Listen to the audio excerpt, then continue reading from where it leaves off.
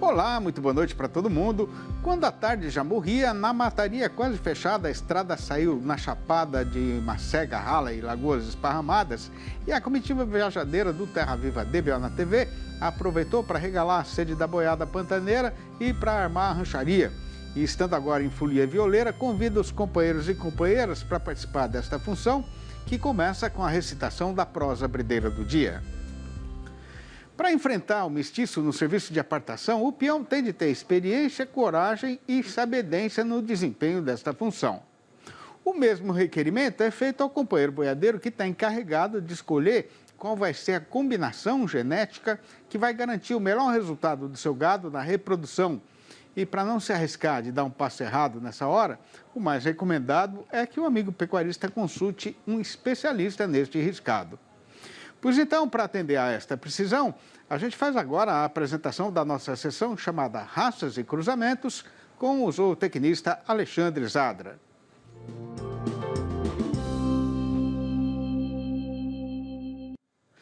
E a pergunta de hoje veio do município de Bela Vista do Toldo, no estado de Santa Catarina, e foi mandada pelo nosso companheiro boiadeiro André Figura. Tendo a intenção de produzir carne de alta qualidade e considerando as condições de criação do sul do país, ele está querendo saber se a combinação de touro caracu nas novilhas Angus pode ser uma boa alternativa de cruzamento lá para a sua região. Pois então, tendo sido feita a perguntação e respeitado o tempo carecido de pensamento e reflexão, eu passo para o Zadra a vez de falar e saio de lado para escutar. Olá, André.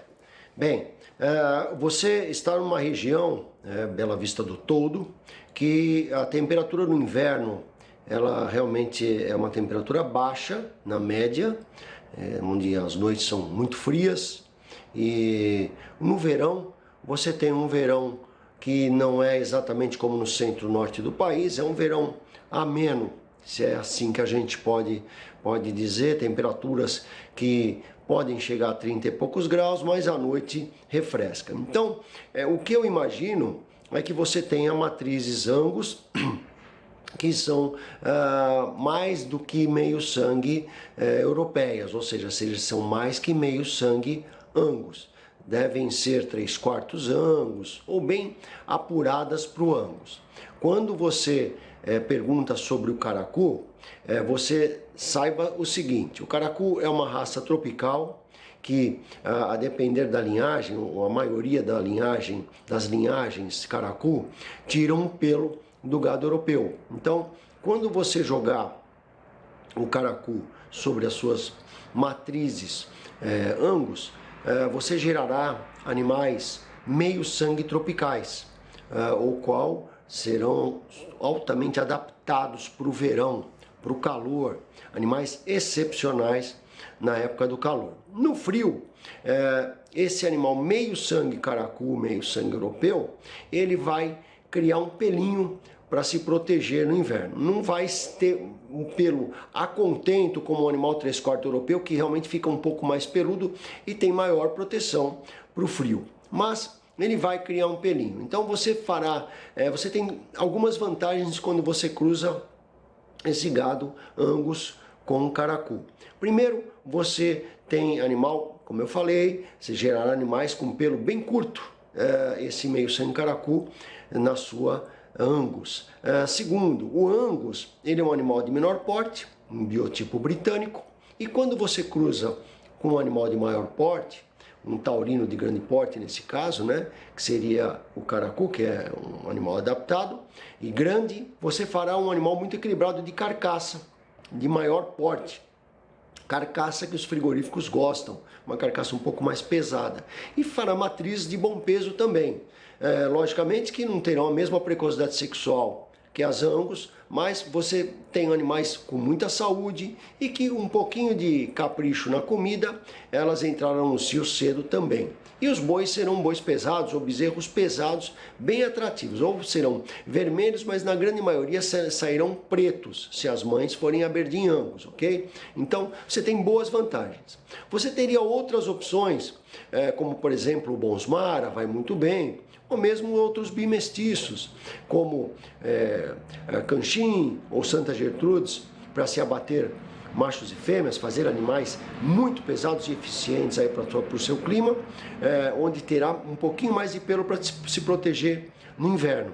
Ou mesmo o Brafor, que você, além de gerar uma heterose, eles poderão também, como também é 5/8, sobre o seu gado o Angus fará animais pretos, daquela máscara branca. Além de tudo, serão bonitos e muito atrativos, né, para o mercado. O mercado gosta desse animal que tem sangue Hereford com Angus, ok? Então, o Caracu tira o pelo, o Bonsmara ou os bimestiços gerarão um animal com um pouquinho mais de pelo que se protegerão no inverno, ok? Então, André, você segue nessa linha que você terá bons resultados. Espero ter respondido sua pergunta. Um abraço a todos e vamos para o campo. No lombo das bestas machadeiras em toada sossegada, a conversaiada da pionada está sempre muito animada. Mas a hora agora é recomendada para fazer uma parada ligeira para matar a sede da tropa aqui nessa guarda lindeira da Estrada Boiadeira. Não vai demorar nada e é já que a gente vai voltar. Aguarde. Impresso ou digital? Se você quer o melhor conteúdo para a pecuária, fique com os dois. Tenha sempre seus exemplares da DBO à disposição, no escritório, na caminhonete ou ao alcance de seus colaboradores na fazenda. DBO é fonte de conhecimento, reportagens de campo, matérias, artigos e análises de mercado. Entre lá na nossa loja no portal DBO e faça sua assinatura impressa e digital ou só digital. Com a estiagem fazendo rasoura na pastagem, por esta imensidão do sertão brasileiro, tem muito companheiro fazendeiro que teve de vender quase toda a boiada na hora menos indicada, porque nas invernadas o capim já virou uma macega tão seca e esturricada que lagarto verde não atravessa de dia por medo de virar refeição de gavião, né? A questão é que nem todo mundo tem um caminhão de dinheiro para pôr o gado no confinamento. E o vivente que não pode simplesmente parar de trabalhar para esperar a chuva voltar, tem de campear jeito de não ficar preso nesta situação. Pois então, a solução pode ser a engorda intensiva a pasto. E para adquirir informação de qualidade a respeito de como isso pode ser feito na propriedade, a gente está recebendo a visita internética do médico veterinário Márcio Bonin, diretor de operações da Conan, que vai participar do programa falando ao vivo pelo computador, diretamente de Boituva, aqui no interior do estado de São Paulo. Boa noite, Márcio. É uma grande satisfação ter a sua presença virtual aqui no nosso arranchamento eletrônico. Muito obrigado e seja muito bem-vindo, viu? Fique à vontade que a simplicidade é a serventia aqui da nossa casa. Boa noite, Sidney. Boa noite a todos. Quando é simples é muito mais gostoso, né? A gente fica muito mais à vontade, do jeitinho que a gente gosta. É isso mesmo. E vamos proseando, né, Márcio? Ô, Márcio, falando assim no geral, né? O que é a terminação intensiva a pasto, que muita gente também chama de semiconfinamento. É a mesma coisa, né? Semiconfinamento e terminação intensiva a pasto. Sidney, elas são tecnologias semelhantes, né? Então, quando a gente fala aí da terminação intensiva a pasto, a gente acaba suprindo mais de 90% da alimentação, da dieta do animal diária via ração concentrada, né? Quando a gente fala do semiconfinamento, o semiconfinamento é um pouquinho menos de concentrado. Então, a dependência do pasto, da qualidade do pasto é muito maior. Então, esses níveis aí para o semiconfinamento chegam até 1,2%, 1,3% de ração concentrada. E para a TIP, ele chega a 2% do peso vivo de ração concentrada, porém os dois são feitos a pasto. Agora, quais são algumas das principais vantagens aí desse sistema de engorda, comparando com o confinamento tradicional, Márcio? Sidney, comparando com o confinamento tradicional, uma grande vantagem é que você não tem que ter uma estrutura estática fixa, um grande investimento em estrutura civil, né? Então, fazer piquetes, coxos, barracão de maquinário, contratar todo o maquinário, mão de obra especializada, né, para que faça o trato do confinamento, e além de toda a parte da agricultura na fazenda. A TIP proporciona resultados semelhantes aos ganhos de carcaça do confinamento, porém, basta você ter o pasto, né, uma linha de coxo, e conseguir fornecer os 2% do peso vivo de ração concentrada, pelo menos uma vez ao dia para os animais. Então, quem quiser fazer de um bovino a infinitos, aí é possível fazer a pasto. Agora, o que é que o fazendeiro tem de levar em conta na hora de escolher a área onde ele vai fazer a terminação intensiva a pasto dele? Sidney, a TIP, geralmente a gente recomenda que não seja feito em grandes áreas, né? Então, é semelhante a vamos falar assim, o conceito é semelhante ao confinamento. O animal não pode andar muito, né? Porém, essa área ela precisa ter boa oferta de forragem, principalmente de folha, mas não pode ser muito grande, né? Então, sempre pensando aí que, dependendo da quantidade de folhas, você consegue colocar de 4 até 8 unidades animais por hectare, né? Havendo boa disponibilidade de forragem e que essa forragem seja suficiente aí em abundância para um mês, que é o período de adaptação, né? Os 21 dias e depois um mês para a gente ter uma semaninha mais de folga aí na adaptação. Agora, que tipo de animal vale a pena a gente pôr no semi-confinamento ou na TIP, Márcio? Olha, na TIP, a gente sempre recomenda animais aí já no início da fase de terminação, né? Então, é um tipo de manejo que ele entrou na TIP, ele tem que estar com a agenda para ir embora, né? Então, a gente sempre fala assim, o mais recomendado é que o animal tenha aí, vou falar assim, no mínimo 70% do peso vivo de abate dele. Então, vamos supor, um animal que vai ser abatido com 520, 540 quilos, né, de peso vivo, ele seja colocado na TIP em torno de 380. As raças taurinas aí, que geralmente tem um ponto de acabamento com pesos maiores, ele precisaria de um pouquinho mais de peso, né? Então, esses animais em geral são abatidos com 600, 620 quilos, teria que colocar ao redor de seus 420, 430 quilos. Agora, a gente pode misturar as diferentes categorias, diferentes tipos de animais na mesma área de terminação, Márcio? Não, não pode. Então, esse é um dos princípios básicos, né? Então, a gente separar aí por sexo, né? A gente não pode misturar machos e fêmeas na mesma área, né? Porque senão vira aquele rolo, né? Que a gente está acostumado da fazenda. Então, a gente tem que separar macho com macho e fêmea com fêmea. Outro ponto importante é separar por grupo racial. Então, você não pode colocar os animais, os taurinos, junto com os zebuínos, porque tem pontos diferentes de terminação. Então, os taurinos lá, seja o Angus, o Hereford, o Braford, né, e daí por diante, junto com Nelore, Brahma, Guzerá. Então, é importante separar os tipos raciais também, bem como inteiros e castrados, né? Então, não é legal manter no mesmo lote os inteiros e castrados por conta do ponto de terminação. Dá para usar alimentos mais em conta, como aí sobras, resíduos e subprodutos de agroindústria, por exemplo?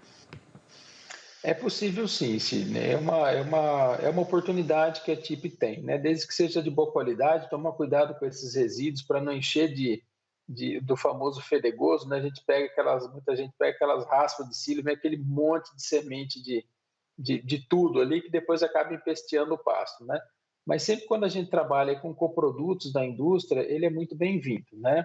Um cuidado especial aqui na TIP, é importante você manter na formulação da ração pelo menos 40% de milho de sorgo, né? Depois a gente entra com a parte do núcleo, que geral é 15%, e o restante a gente pode colocar um outro ingrediente, uma casquinha de soja, uma polpa cítrica, daí por diante. Por quanto tempo o gado deve ficar nesse sistema, Márcio? E por que é muito importante não errar nessa conta do tempo, né? Essa conta do tempo, ela determina aí o lucro e o prejuízo, né? Então, quando a gente pega esses animais aí na fase de terminação, obviamente com animais mais leves eles precisam de um tempo maior, animais mais pesados de um tempo menor. O que a gente não recomenda é que faça, vamos falar assim, períodos menores do que 70 dias, né? Então, para o gado mais zerado, porque aí ele consegue colocar todo o potencial de carcaça e colocar gordura. Animais mais leves, em torno de 380 quilos, geralmente eles são abatidos entre 90 e 110 dias de coxo, né? Por que é importante respeitar esse período? Porque nas fases iniciais o animal ele tem uma grande troca, né, de conteúdo de rumen, né? Então, se ele deixa de ter aquele volume grande de capim no rumen e passa da preferência pelo concentrado no rumen. Um dos pontos importantes é que a gente precisa desse tempo para preparar o animal, o metabolismo do animal para ganhar peso. Então, a adaptação deve ser respeitada e isso dura 21 dias, né? Então, 21 dias ele está praticamente adaptando. Daí para frente que ele vai ganhar peso de forma mais dinâmica, né? Por completo. Ô, Márcio, agora para a gente arrematar a prosa, né? Tem uma receita pronta da ração para o semi-confinamento ou para a TIP que pode ser usada por qualquer fazenda em qualquer lugar do Brasil? Tem sim, Sidney. O que a gente procura fazer numa ração para TIP, né? A ração para TIP é uma ração altamente energética, então é uma ração que tem, em geral, aí seus 85% de milho, né? Então é uma ração em torno de 14,5% de proteína e um ponto importantíssimo são a gente respeitar essa questão dos minerais e principalmente dos aditivos por uma segurança alimentar, para que os animais não tenham desordens metabólicas, como acidose, timpanismo, vamos falar assim, de toda forma. Então, é importante tanto você ter uma ração adequada, quanto respeitar o período de adaptação dos animais nas quantidades recomendadas. Então, primeira semana, 0,5% do peso vivo, segunda semana, 1%, terceira semana, 1,5%, e daí em diante da quarta, 2%. Importante, viu, Sidney? Os animais vão berrar, mas não pode dar mais do que isso. Tá certo. Então tá bom. Ô, Márcio, muito obrigado pela sua participação, muito interessante, muito próprio para esse momento que a gente está agora na pecuária brasileira, né, de estiagem, seca. E eu agradeço as suas informações, um abração para você, um abraço grande aí para toda a turma da Conan e até a próxima. Um abraço, tudo de bom, até a próxima, Sidney. Obrigado. Obrigado. E veja a seguir, a demanda por carne está melhor do que o normal aqui no nosso próprio terreiro e está crescendo muito mais ligeiro do que era o esperado no mercado internacional. A oferta de boiada terminada está cada vez mais apertada e o resultado é que, mesmo com o mês na sua metade derradeira, a nossa praça boiadeira desempacou e se largou na subida da ribanceira em desabalada carreira. O intervalo não passa de 3 minutos, já que o Terra Viva DBA na TV vai voltar.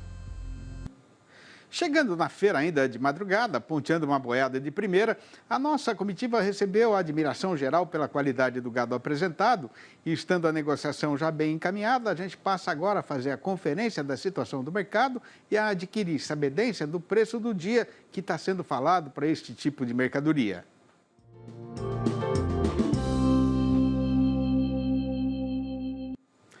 Pois os companheiros e companheiras fazendeiros que estão sentados aí na frente da televisão, façam o favor de se segurar na cadeira, porque o caso que tem para ser contado é que, depois de uma certa leseira do meado da semana passada para cá, a nossa praça boiadeira agora desempacou de vez e se largou na subida da ribanceira em desabalada carreira. A primeira parte da explicação é a situação atual da demanda por carne, que está melhor do que seria o normal aqui no nosso próprio terreiro e está subindo muito mais ligeiro até do que estava sendo esperado lá nos mercados estrangeiros. E para completar essa verdadeira febre subideira, a oferta de boiada terminada está cada vez mais apertada, porque a safra do capim faz tempo que chegou ao fim, né?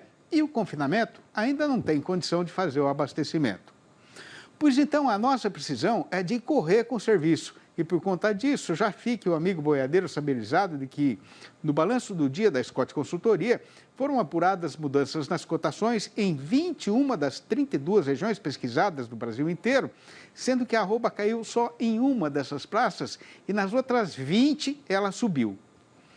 Esta revigorada lista das arribadas foi comandada por Barretos e Araçatuba, aqui no estado de São Paulo, e agora a alta foi geral, com o boi indo para R$ 227,00 e a vaca para R$ 202, a prazo e ainda para descontar o fundo rural.